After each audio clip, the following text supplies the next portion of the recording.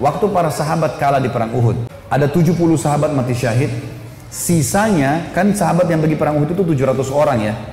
70 orang mati, jadi sisa 630 orang. 630 orang ini teman-teman sekalian semuanya luka parah. Kita tutup dengan kisah ini ya. Luka parah semuanya.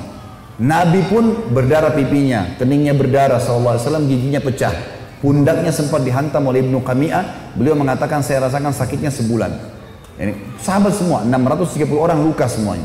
Dan minimal mereka luka 5 luka di tubuhnya.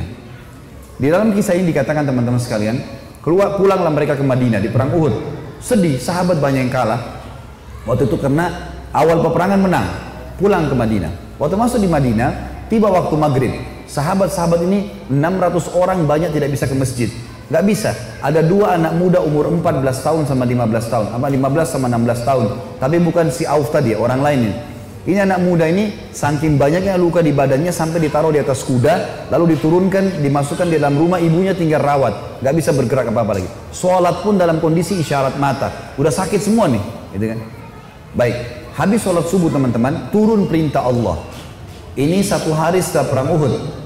Ada perang namanya Hamrat Asad, nama lokasi. Hamrat Asad ini nama lokasi. Asad artinya singa. Hamrat ini wilayah warna merah karena gunungnya banyak warna merah. Perintah Allah kepada Nabi Muhammad SAW, perintahkan semua sahabat Muhammad yang ikut di Uhud kemarin, 630 orang yang luka itu, semuanya keluar lagi, kejar lagi tuh orang-orang Quraisy. Pasukan kalah ya, luka semua.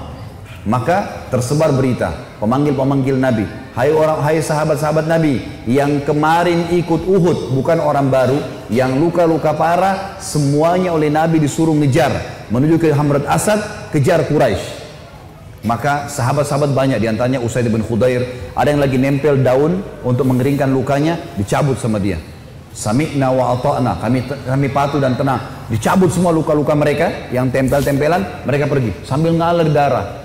Ada 2 orang anak muda 15 sama 16 tahun. Ini di sini di riwayat tidak disebutkan namanya, yang tertidur di atas ranjang, ibunya ngerawat, sholat pun dengan isyarat mata.